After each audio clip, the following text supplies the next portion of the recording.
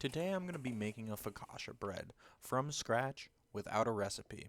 I won't even be using measuring cups or measuring spoons. This is to help give me a better idea of how to actually make a focaccia, what the different ingredients do, and how those can make different focaccias.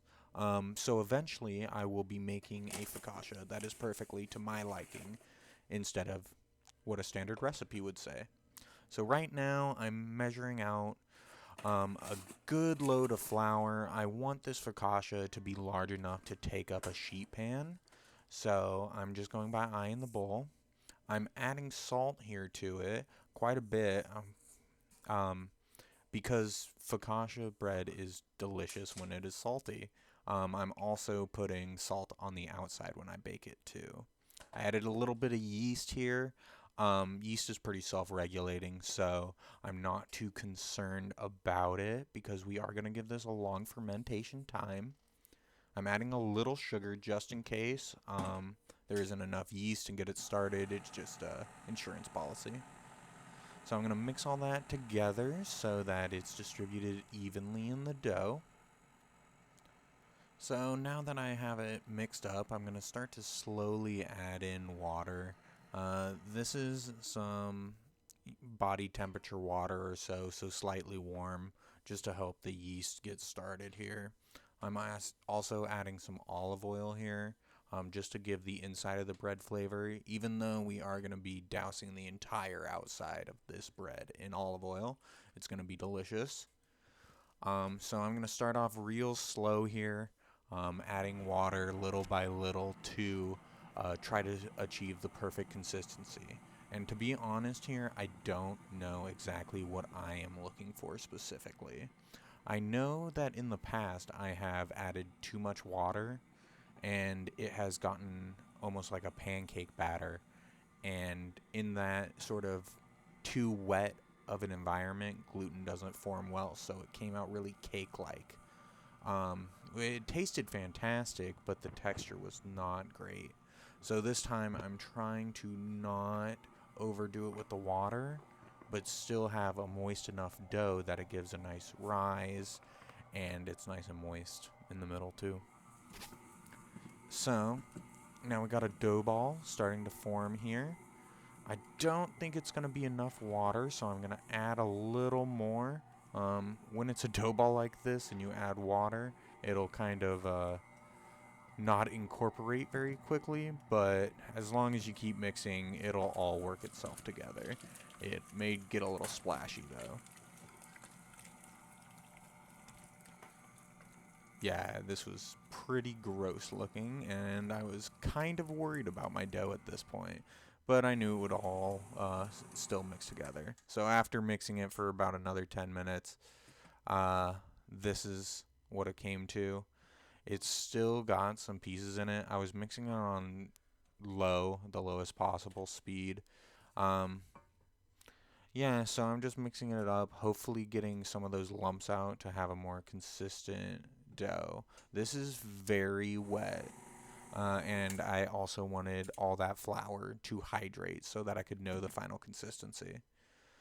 So now that I mixed it for another 5 minutes or so, it's gotten much more homogeneous. It's looking really nice and glutinous. That's what I was looking for. That means it's going to be chewy. Yeah, it really stuck to that. So I knew I'm going to have to really grease up my bowl, so hopefully it doesn't stick too bad to that. And then get it in there. It was very difficult to get out of the bowl.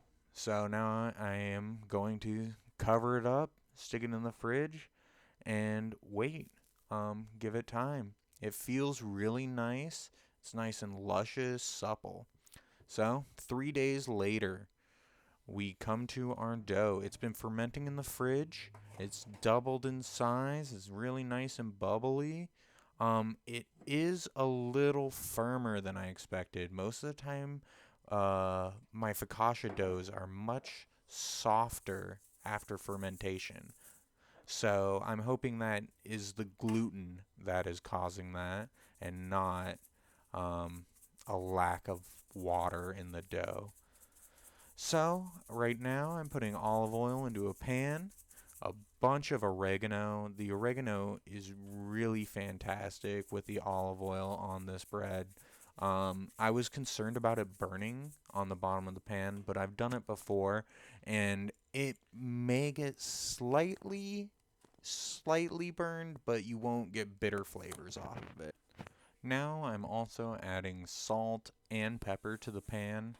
Um, this will just really flavor the outside of the bread. I want to make sure this olive oil is spread across the entire pan.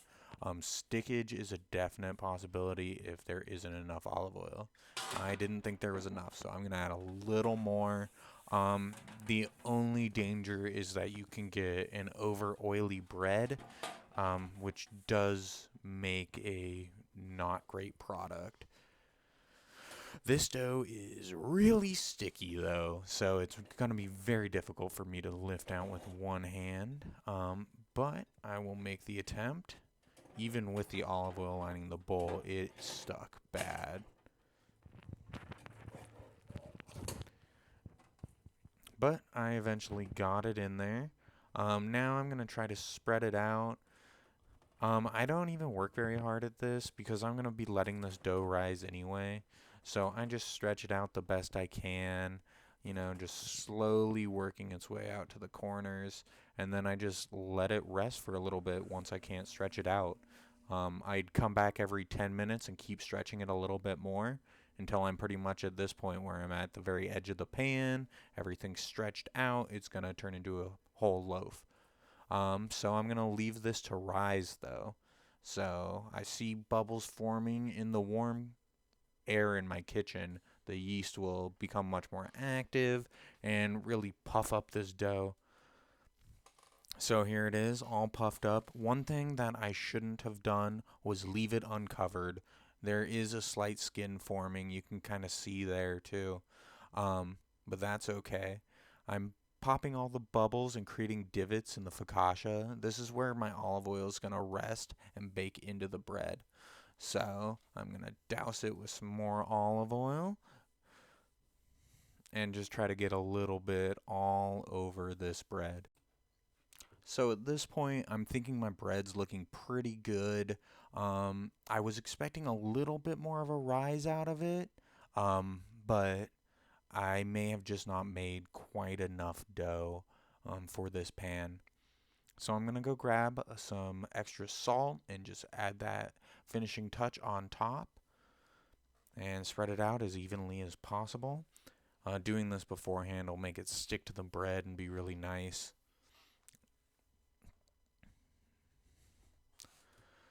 Don't mind the dirty oven, but it is at 450 degrees. We're going to bake this really hot and really fast. It'll create a nice crispy bottom that olive oil will really make it golden brown. You can see the whole thing's golden brown. It has the nice indents and holes where my fingers poked them and filled up with olive oil. Unfortunately, though, this is very overdone. I left it in way too long. That was my fault. I didn't use a timer. And I'm not going to next time. I should have known it wouldn't take that long and got it out earlier. But that's something I can learn and grow from for my next one. But you can see there's quite a few holes in the bottom, and look how glassy that is. That's such a crispy bottom. It's really delicious. It's kind of different than a normal focaccia. It's like halfway between a focaccia and a crouton, but it is amazing tasting. Like, you can see how firm it is. The whole focaccia holds together. I like it to be a little more fluffy. And you can see how thin it is, too. It is very thin, but it does have good air pockets. Overall, this turned out to be a fantastic focaccia bread. I really enjoyed it. It made great sandwiches out of it. But there are many things that can be improved on it. And that's what I'm going to be doing in my next video, is taking what I learned from here and applying it into the future. Thank you for watching my first video.